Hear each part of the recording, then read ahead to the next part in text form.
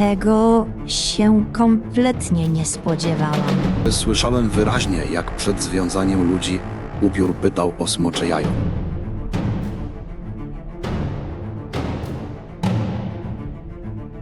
Jestem Wirugonem Cierpienia. Zwą mnie Ulgan Ginug. Zrobicie tak.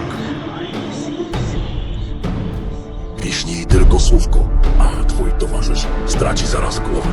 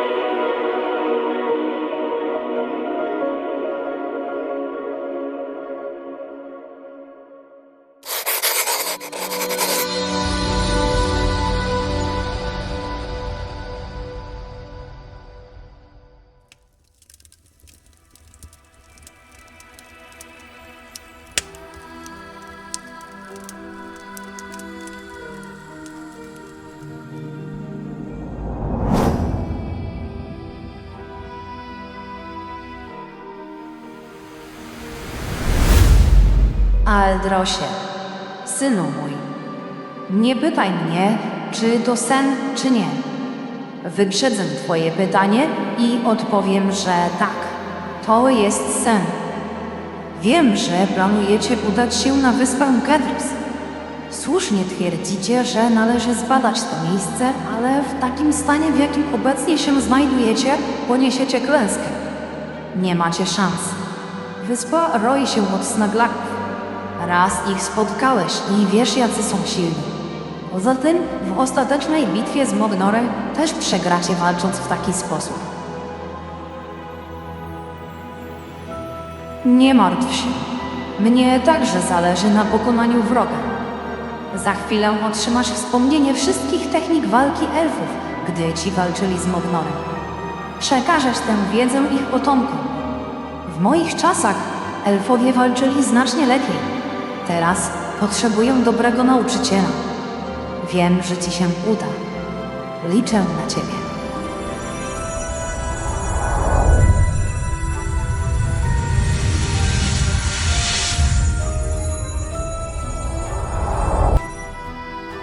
Czy dam radę? Umiem walczyć, ale kiepski ze mnie nauczyciel. Czemu tak mówisz, skoro jeszcze nawet nie spróbowałeś? Ja w ciebie wierzę. Ocal ten świat razem ze swoją siostrą i przywróćcie chwałę dawnych dni. Pamiętaj, chociaż jestem tylko wspomnieniem żyjącym w twoim umyśle, będę was wspierała jak tylko mogę. Ciebie i te. Jesteście ostatnią nadzieją tej krainy. A teraz obudź się i udaj się do czcigodnego Nesterina. Aldrosie, czy coś się stało? Tak, musimy iść do Nesterina. Pilnie. Do czcigodnego Nestorina? Jeszcze nie świta, po co tak wcześnie? Słuchaj, miałem sen, ale to nie był zwyczajny sen. Dostałem polecenia. Polecenie? Od kogo? Nie uwierzysz. Śniła mi się Edea, moja matka. Przekazała mi wspomnienie o technikach walki pradawnych elfów sprzed 1500 lat. Mówiła, że w obecnym stanie z ich poziomem wyszkolenia wyprawa na Gedros to samobójstwo. Podobno jest tam cała zgraja snaglaków. Snaglaków? To te paskudztwa, przez które o mało nie zginąłem? Tak. Edea powiedziała, że muszę wyszkolić elfów. Rozumiesz? Ja, Smok, mam trenować elfów. Będę potrzebować twojej pomocy. Jesteś ze mną? No jasne. Jestem przecież elfem i choć umiem tylko trochę walczyć, pomogę ci. W końcu od tego zależy powodzenie wyprawy na Gedros.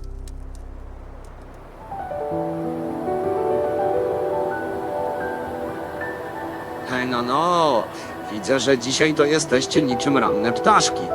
A co was tu przywiało o tej godzinie? Jeśli chodzi o mnie, to jak zwykle idę na trening do obozu, a wy? Spać nie możecie? Musimy natychmiast widzieć się z czcigodnym Nesterinem. To sprawa życia lub śmierci. Ostatnio jakoś każda sprawa jest sprawą życia lub śmierci. Kiedy ja w końcu będę mógł pójść na spoczynek i wreszcie niczym się nie martwić? Wybaczy pan, generale, ale czas na niej. Niech nie traktuje pan tego jako braku szacunku. Zresztą sam będzie pan pewnie wezwany z tego powodu do króla. Ja? Wezwany? To mówcie od razu, o co chodzi. A raczy pan wybaczyć, ale dowie się pan w swoim czasie. Królowi pierwszemu musimy to powiedzieć. Nie tak prędko. Skoro mnie też to niby dotyczy, nie macie wyboru. Idę razem z wami, bez dyskusji.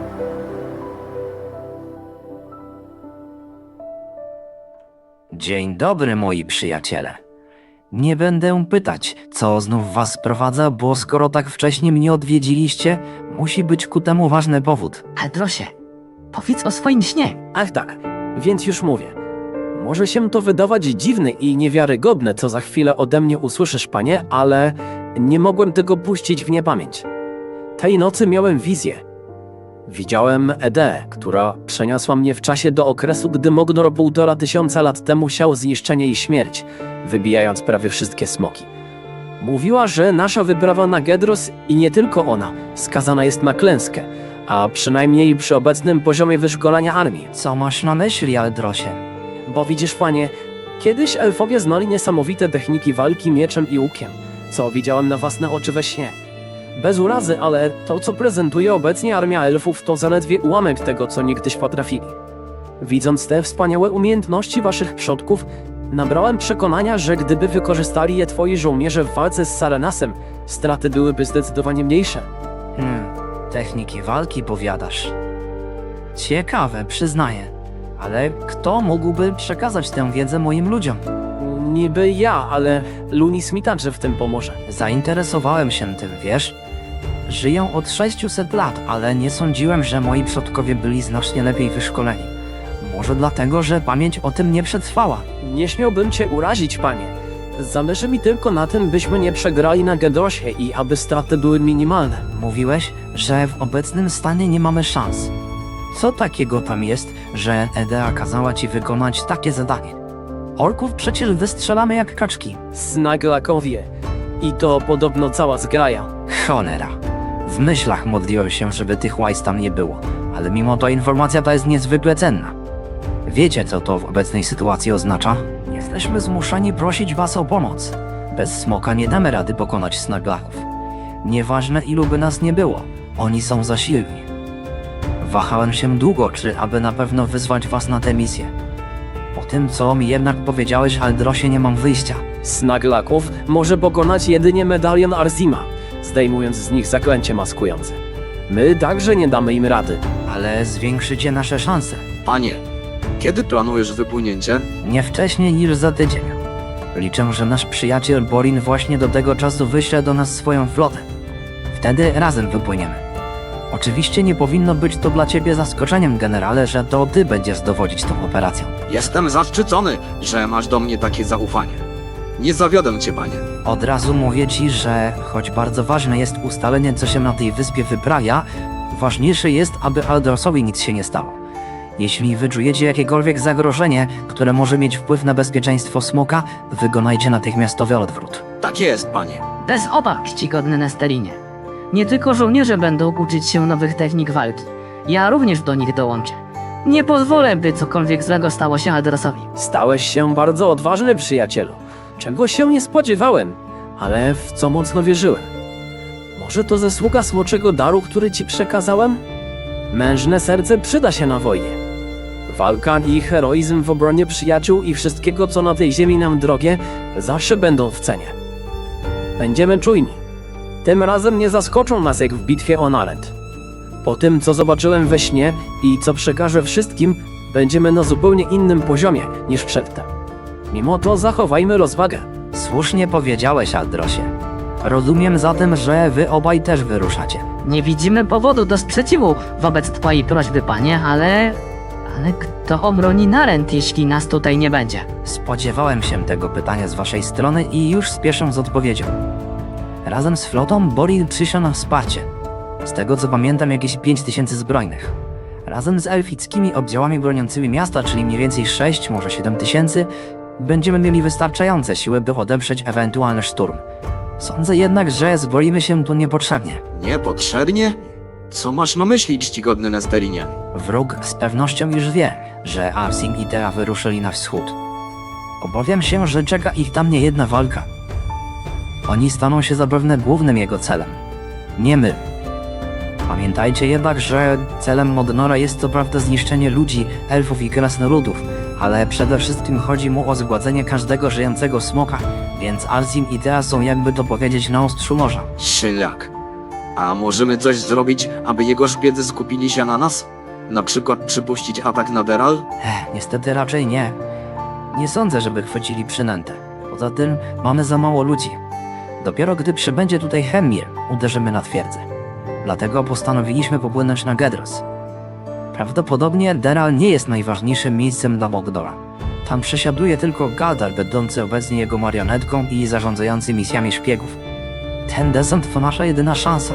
Jeśli na wyspie odkryjemy coś ważnego, a wróg się o tym dowie, to odwrócimy przynajmniej na jakiś czas jego uwagę od Arsima i Tei, zapewniając im bezpieczną drogę przez wschodnie rubieże. Zamiast na walce będą mogli skupić się na odnalezieniu smoczego kamienia i negocjacjach z krasnoludami. A więc o to chodziło. Ryzykujemy, to fakt, ale jeśli trafimy wroga w czuły punkt, skupi się na obronie Gedros. Sądzę, że szybko zwoła jakieś oddziały. Zanim dotrą do wyspy z różnych miejsc Uwaronu, dajmy na to nawet z płaskowyżu Nilit, nas już tam nie będzie. Oni stracą mnóstwo czasu na pokonanie drogi w tej z powrotem, a nasi przyjaciele będą mogli bez przeszkód wykonać swoje zadanie, zyskując nawet i tygodnie. To zaiste genialny plan, mój panie. Jeśli wypali, będziemy o krok od zwycięstwa. A więc w takim razie wszystko już wiemy. Aldrosie, Nunisie, liczę na was. Możecie zacząć szkolić elfów już dziś? Ma się rozumieć, czcigodny Nesterinie. Mamy wspólny cel. Nie traćmy więc ani chwili. Powodzenia. Oby trening przyniósł efekty. Sam jestem ciekaw, jak bardzo wzrosną umiejętności naszej armii.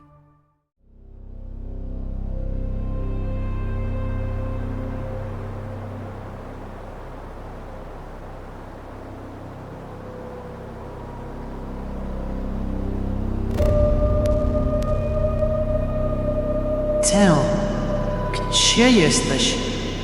Nie strasz mnie. Schowałaś się gdzieś? Może poleciałaś po coś do jedzenia, albo zrobiłaś mi jakiś dowcip?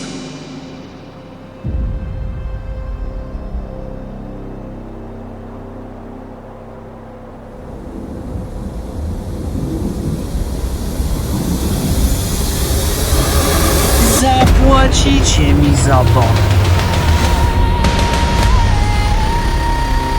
Idę po ciebie, Teo.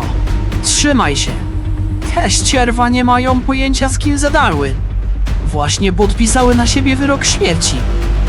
Jesteś już trupem, Wirugonie. Trupem! Czcigodny Nesterin ostrzegał, aby nie zbliżać się do tej przeklętej twierdzy, ale mam to głęboko gdzieś. Nieważne, czy są tam tylko orkowie, torgatowie, snaglakowie, czy nawet sam Wirugon, albo i też ścierwomogno. Pożałują tego, że ośmielili się podnieść rękę na moją grę. Nie będę się bezczynnie temu przyglądać. Nawet jeśli mam tam zginąć, wszystko mi jedno, byle ją ocalić.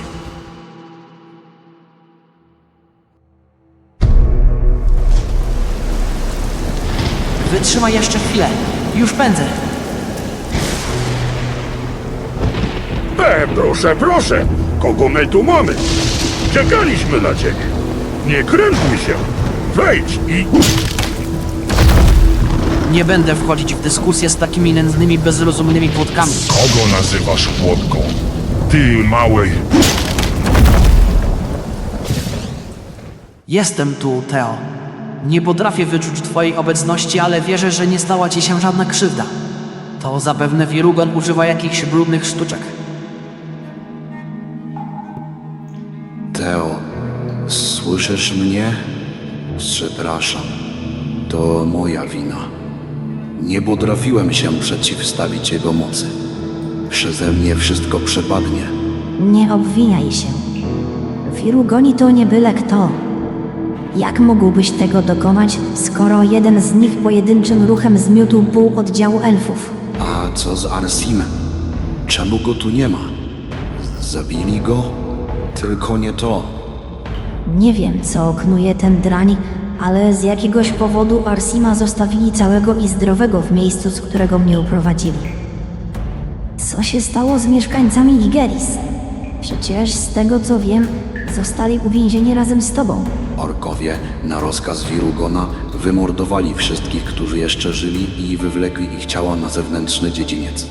Wzniecili tam ogień i spalili ich. Mnie kazali na to patrzeć i trzymali moją głowę sztywno zwróconą na stos ciał. Nie mogłem nawet zamknąć oczu. Co za okrucieństwo. Jestem pewna, że Arsim już tu zmierza. Mam nadzieję, że jakoś się stąd wyrwiemy, ale nie mam pojęcia, jak pokonać.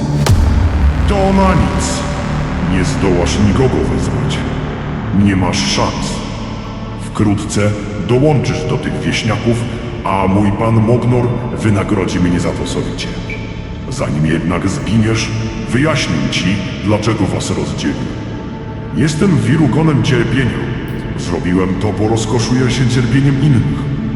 Wywołuję bolesne wspomnienia w umysłach swoich ofiar, które potem błagają mnie o śmierć, a ja okazuję im litość i spełniam łaskawie ich prośbę. Czyż to nie jest wspaniałomyślne z mojej strony? Wiem, że ciebie i tego szczeniaka łączy jakaś więź, czy coś w tym rodzaju. Razem byliście silni, ale osobno nie stanowicie już żadnego zagrożenia. To tylko kwestia czasu, kiedy i ty będziesz mnie błagać o skrócenie męki. Najpierw jednak wyśpiewasz mi, gdzie są ukryte wszystkie smocze jaja. Pewnie je wyczuwasz i znasz ich położenie. Gdy je znajdę, zetrę w proch waszą rasę, której mój pan tak nienawidzi. Bez was los tego świata będzie przesądzony i nikt nie będzie w stanie już więcej nam przeszkodzić. Zuwaron wreszcie okryje wieczna ciemność. Ha, ha, ha, ha, ha, ha. Nie daj mu wniknąć do swojego umysłu. Stworzy w nim przerażające wizje, a wtedy...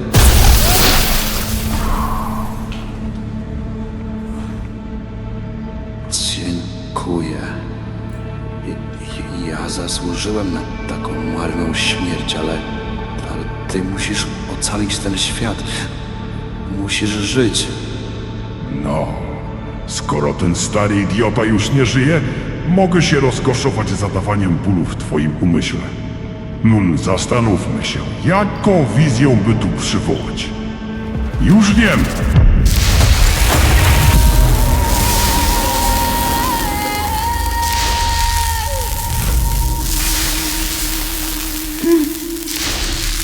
Błagam. Błagam, przestań. Przestać? Ja dopiero zaczynam.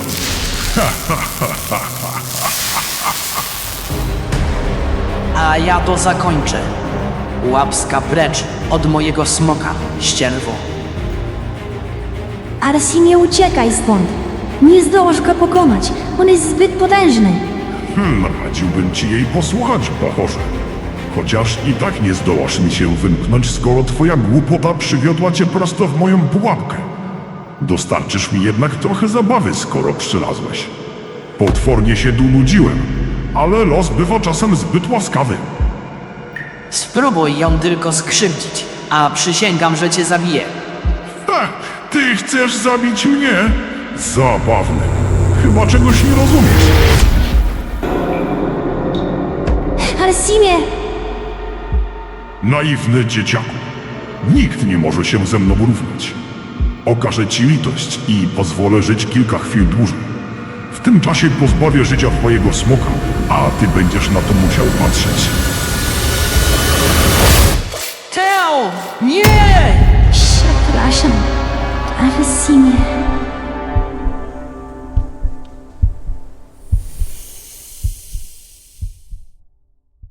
Teo! To niemożliwe. Nie wierzę. Dlaczego?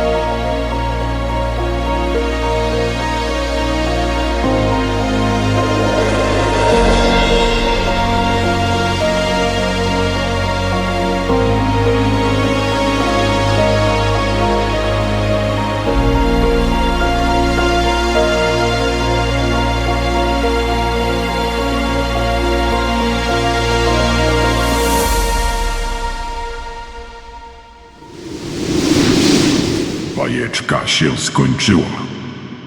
Czas ukołysać księcia do snu.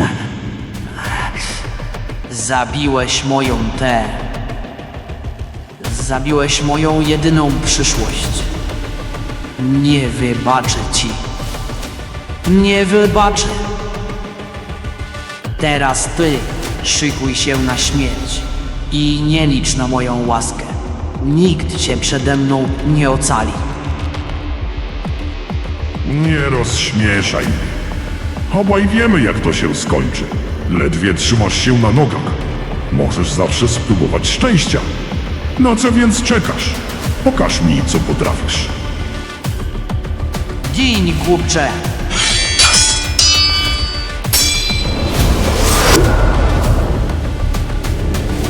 Mówiłem ci, że to nie ma sensu. Żegnaj, półelfiku.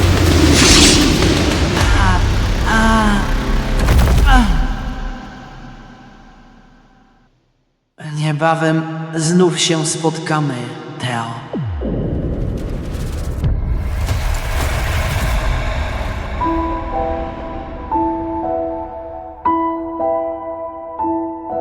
Co dzieje się z człowiekiem po śmierci? Czy jego świadomość, lub wyrażając się precyzyjniej, dusza, trafia do jakiegoś tajemniczego i niedostępnego miejsca między zupełną pustką a nicością?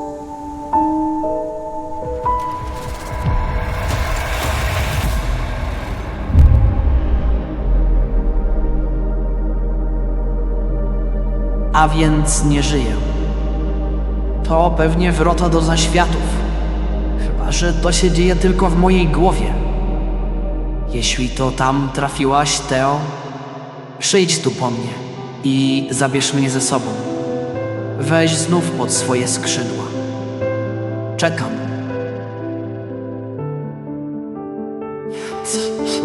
Nie zasługuję na smoczy dar. Tyle jej obiecywałem. Tyle razy przysięgałem, że nie dam jej skrzywdzić. Nie potrafiłem jej ocalić. Odeszła. Nawet jeśli to dzieje się tylko w mojej głowie, nie chcę już żyć. Jeśli umiera serce, wszystko traci sens. Słaby, beznadziejny. Coś ty sobie wyobrażał, Arsimie.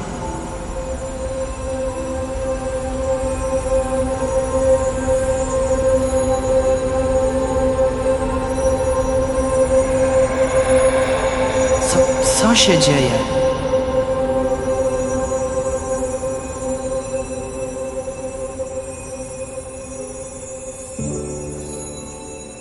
Teo, czy to naprawdę wy?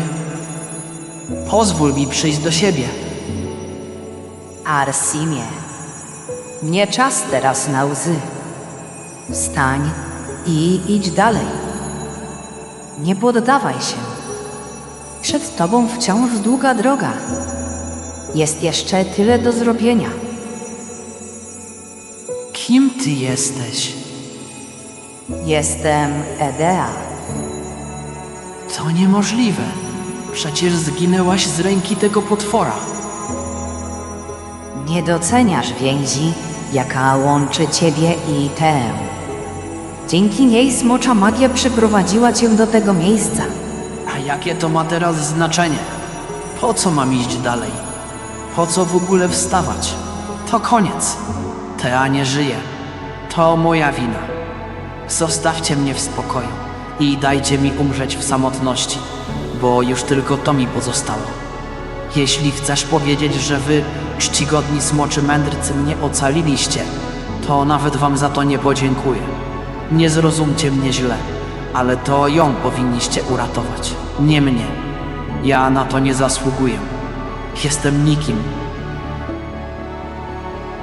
Wybacz mi, Teo. Zawiodłem cię. Zawiodłem. Zawiodłeś? Czy jesteś tego absolutnie pewien? Nie znam żadnej istoty, która za swoim smokiem skoczyłaby w samo serce mrocznych otchłani. Moc smoczej więzi pomiędzy wami wykracza poza przestrzeń i czas. A gdybyś dostał drugą szansę, ocaliłbyś ją? Drugą szansę? Ale jak to? Mogę to zrobić? Jak? Przecież nie cofnę czasu. To niemożliwe. Drogi chłopcze, w chwili, w której uświadomiłeś sobie, że tej grozi śmiertelne niebezpieczeństwo, smoczy medalion, korzystając z potężnej więzi między wami, utworzył punkt początkowy pętli czasowej. Co takiego? Jakiej pętli czasowej? Bo widzisz, normalnie czas płynie tylko w jednym kierunku i tak jak biegu rzeki, nie da się go zatrzymać ani zawrócić. Czasem jednak w rzekach pojawiają się wiry. Woda nie przemieszcza się wtedy dalej, ale zatacza pętlę. I po zatoczeniu kręgu można znaleźć się we wcześniejszym położeniu. Innymi słowy, tak zadziałała właśnie smocza magia, tworząc wir czasowy. Jeśli naprawdę to jest możliwe, odeślijcie mnie tam jak najszybciej. Błagam. Przysięgam na własne życie, że tym razem ją ocalę. Arsimie. Wirugon to nie byle jaki przeciwnik. Miecz i zapał to zbyt mało, by go pokonać. Przypomnij sobie to uczucie, które wypełniło cię, gdy się na niego rzuciłeś. I to samo, którego doświadczyłeś podczas swojej pierwszej walki z Torgatem, a później w bitwie o Narent. Pozwól mu się poprowadzić. Pozwól mu eksplodować w twoim sercu. Wtedy nie zawiedziesz i ocalisz tą, której poświęciłeś wszystko. Dziękuję i przepraszam, że was zawiodłem. Masz w sobie wielką moc, Arsimie, synu Borina. Wybraliśmy cię już w dniu twoich narodzin, bo głęboko w to wierzyliśmy, że stawisz czoła nawet śmierci, by ocalić tych, których kochasz. Dlatego smoczy mędrcy zawsze będą przy tobie i nie zapominaj o tym. Niech to zawsze będzie dodawać ci odwagi, nawet kiedy staniesz oko w oko z Mognorem. A teraz ruszaj, chłopcze, i ocal swoją przyszłość.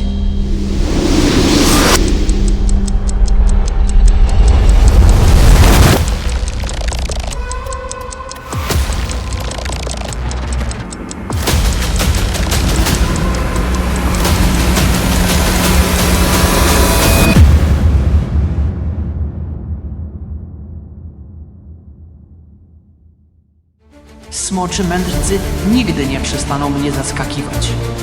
Ich moc potrafi smutek zmieniać w radość, rozpacz w euforię, a śmierć w życie. Bajeczka się jeszcze nie skończyła. Czas na nowy rozdział tej historii, który sam napiszę.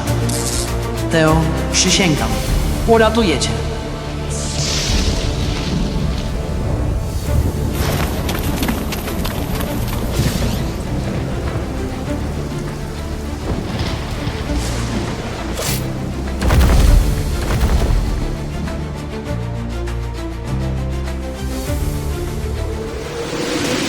Przypomnij sobie to uczucie.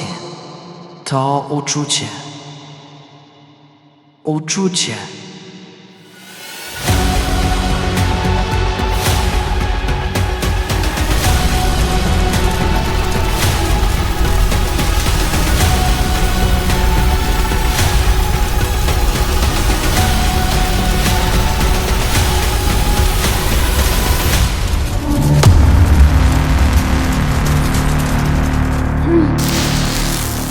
Błagam.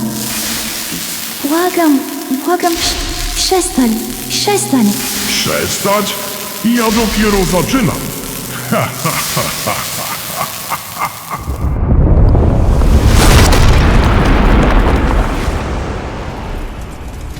A ja to zakończę.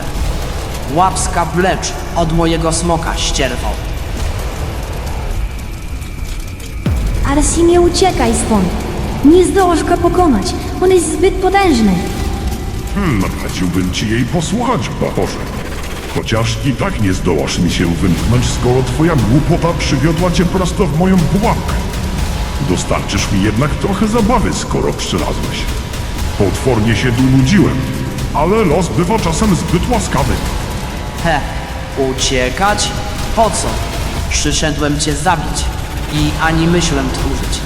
Tym razem nie zawiodę. Los, o którym mówiłeś, to raczej tobie dzisiaj nie będzie sprzyjać. Mnie dał drugą szansę. Większej bzdury nigdy nie słyszałem. Mówisz tak, jakbyśmy mieli już okazję się spotkać. Nie przypominam sobie. Poza tym, jak ty, mizerny półelfik, który ledwo pokonał tego słabeusza Sarnasa, śmiesz mi rzucać wyzwanie. Obaj wiemy, jak to się skończy. Wiem doskonale, jak mogłoby się to skończyć, ale tym razem zakończenie napiszę sam. Nie może być. Czy to naprawdę? Ale to były tylko legendy. Nie łudź się, że mnie pokonasz, Wirugonie. Coś ty powiedział? Zaraz zetrę ten uśmieszek z twojej paskudnej gęby, elficki mieszańcu. Nie masz pojęcia, z kim się mierzysz. Nic nie rozumiesz. Co powiesz na to?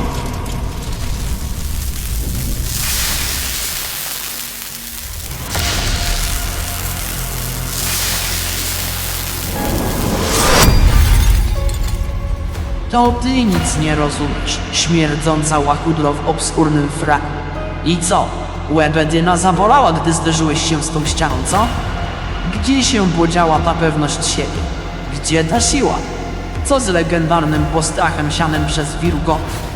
Mogno miał mnie kiwać palcem, ale zdaje mi się jednak, że będzie musiał pobudzić sobie parszywe paluchy.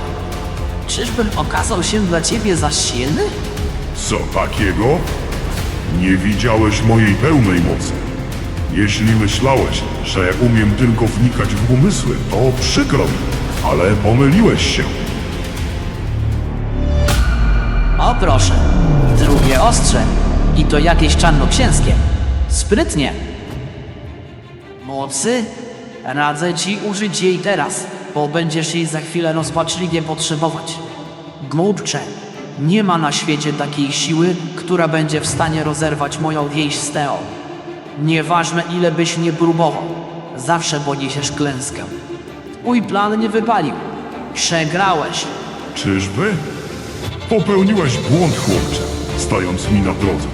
Mogłeś żyć trochę dłużej, ale jesteś tak głupi, że wolałeś tu przyjść i sam skazałeś się na śmierć. To miejsce będzie twoim grobem. Niestety zapomniałem o trumnie. Zobacz, twój przyjaciel zesztywniał ze strachu przede mną i najwyraźniej z tego powodu już rozum zupełnie postradał. Tak? Nie wydaje mi się. Przyjrzyj się dokładnie. Błąd popełniłeś ty, stając na mojej drodze. Jak śmiałeś ją porwać? Chciałeś się zabawić, zadając nam niewyobrażalny ból, czyż nie? Taka twoja rola w tej bajce?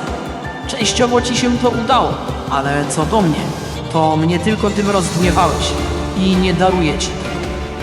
Nie wiem, czym jest ta dziwna poświata wokół mnie i dlaczego mój medalion świeci zielonym kolorem, ale czuję wspaniałą moc wypełniającą moje ciało. Czuję, jakby każdy smok, którego zabił niegdyś Mognum, był jej częścią. No, śmiało, spróbuj mnie zaatakować. Bredzisz ze strachu, wspominając tych, co odeszli.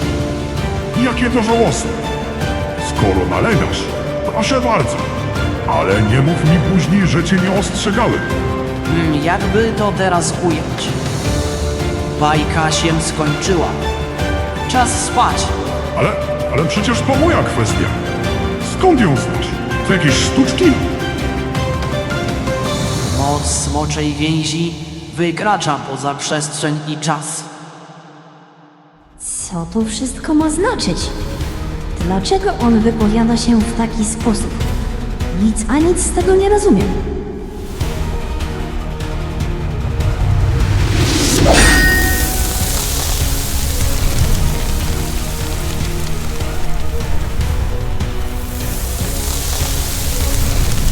Niesamowite. To musi być to. On to naprawdę zrobił. Ja chyba śnię.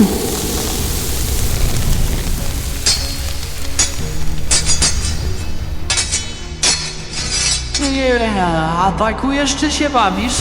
Ale jak to? Przecież ty jesteś Arsim, półelficki chłystek. Skąd wziąłeś taką moc?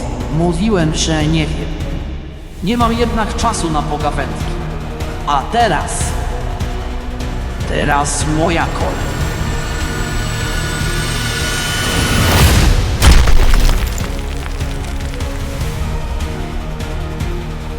O, serio?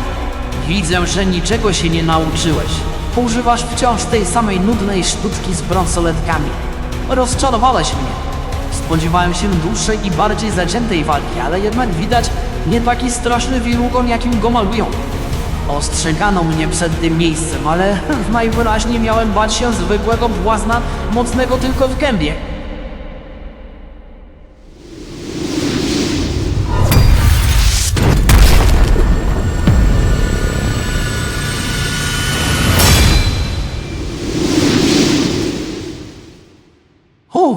I to by było na tyle. Koniec przedstawienia. Można się rozejść.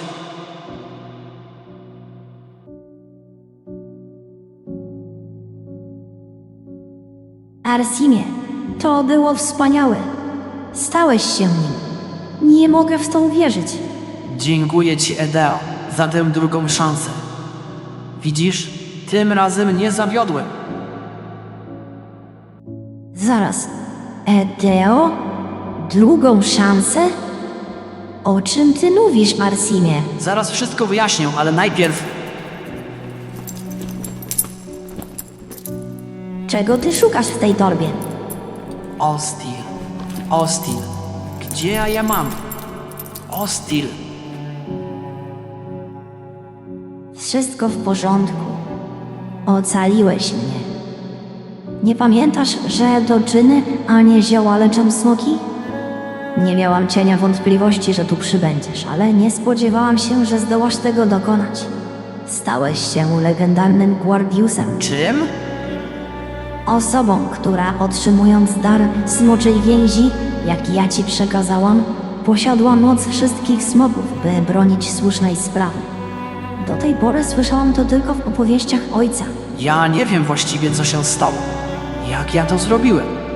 Od momentu, gdy się zorientowałem, że cię porwano, obudziła się we mnie jakby wściekłość, ale zarazem wielki strach. Strach o twoje życie. To było bardzo dziwne uczucie. Chciałem jak najszybciej do ciebie dotrzeć i cię uwolnić.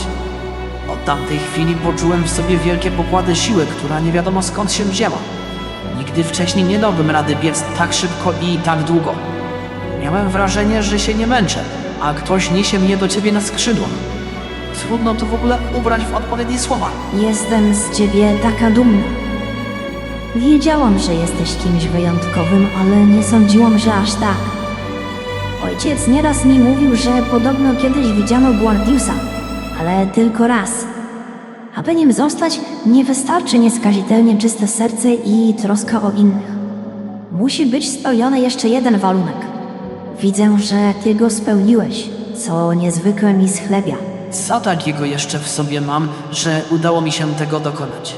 Guardius, bez najmniejszego zawahania się, odda życie za smoka, który złączył z nim los. Oznacza to tyle, że właśnie mi udowodniłeś, że zrobiłbyś dla mnie wszystko. Niektórzy twierdzą, że tylko smoki poświęcają się dla innych ras. To czasami działa i w drugą stronę. Ty jesteś tego przykładem. Ale to przecież oczywiste. Nie dałbym cię skrzywdzić. Przenigdy. Czołgałbym się do tej przeklętej twierdzy, nawet gdyby mi nogi odcięto. Wolałbym zginąć w męczarniach, niż gdyby miało ci się cokolwiek stać. Za pierwszym razem nie udało mi się ciebie uratować i zginęłaś. A ja chwilę później. Co takiego? Nie wiem od czego zacząć, ale to była moja druga szansa. Pierwszą zmarnowałem. Po tym, gdy myślałem, że zginąłem, znalazłem się w dziwnym miejscu, w którym spotkałem Edę. Wyjaśniła mi, że...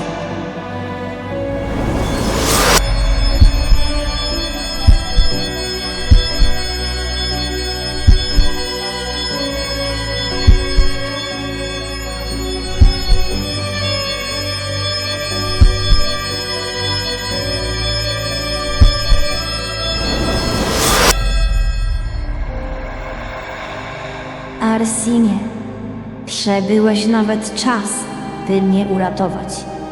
Dlaczego? A czyż to nie oczywiste? Czas, otchłań, a nawet i wrota śmierci. Dopóki jesteś tutaj, dopóty będę kroczyć w świetle i życie będzie miało dla mnie sens. Nie mógłbym cieszyć się z uratowania z Uwalonu, gdyby ciebie miałoby zabraknąć. Ach, mój drogi Arsimie. Czuję, że nasza więź znów ewoluowała. Żałuję tylko jednego, Czego? że wcześniej nie stanąłeś na mojej drodze, choć to i tak było nam pisane. Jako twój przeciwnik? Nie, głuptasie. Jako towarzysz. W szczęściu i w nieszczęściu. Nie do końca. Z tobą w szczęściu, bez ciebie w nieszczęściu. To moja puenta. Jesteś niereformowalny. Ale kochany. Chodźmy stąd. To miejsce, choć już puste, jest pełne zła, którego się tu dopuszczono. Nie mam ochoty dłużej przebywać w tych murach. Dobrze. Ale czekaj. Może rozejrzymy się trochę po tej twierdzy. Nic nam już nie grozi, skoro nikogo tu nie ma, bo mój ukochany Guardius tu całkiem sprawnie posprzątał. Mam jednak pewne przeczucie. Proponuję, abyśmy poszli najwyżej jak się da i rozejrzeli nieco. Widać przez te stare okna, a właściwie puste okiennice, że pogoda się poprawiła, więc będzie dobra widoczność. Wspaniały pomysł. Chodźmy więc na samą górę.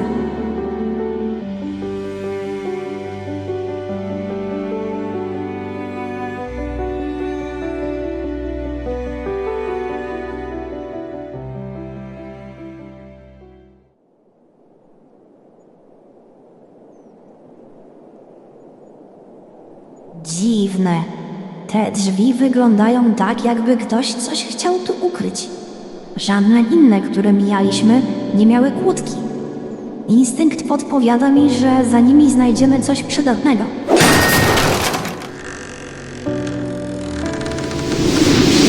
To wygląda jak sala tronowa albo sala obrad, ale nie urzędował tu żaden król. Ta cytadela miała służyć jedynie celom wojskowym. A to?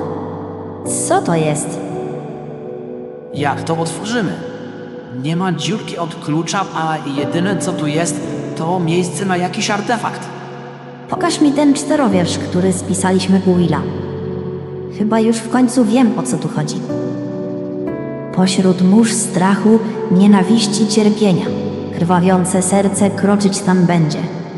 To prawdopodobnie ta cytadela, czyli miejsce ukrycia kroniki. Tak zgaduję.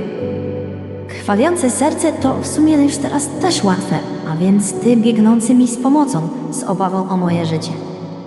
W zimnych odmętach wiecznego cienia krzyk głośny rozpaczy zabrzmi niemal wszędzie. To zapewne moment, w którym Wirugon zadawał mi ból. To, co złączone, jak kryształ się skruszy i skierkiem nikłą ciemność pochłonie. Te słowa, tak przynajmniej sądzę, oznaczają moment, w którym nas rozdzielono. A ostatnie z nich, które brzmią nie miecza jednak mocą, lecz wspólnej duszy, jednością silni złączą znów swe dłonie. To Guardius. Nie mam najmniejszych wątpliwości. Hedeo, ty to masz głowę do rozwiązywania zagadek. Czy naprawdę te czterowiersze akurat nas dotyczą? I czy tu gdzieś jest ukryta zaginiona królika z Uwalonu? Słowa pasują. Znaleźliśmy dziwnie wyglądającą skrytkę w ścianie z miejscem na artefakt, który... Co się stało? Arsimie, zdejmij swój medalion. Żartujesz sobie? Przecież to dar od ciebie. Nigdy go nie zdejmę. Spokojnie. Założysz go za chwilę z powrotem. On chyba jest kluczem do tej skrytki.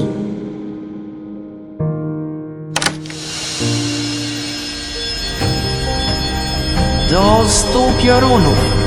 A nieś mnie. Czy to...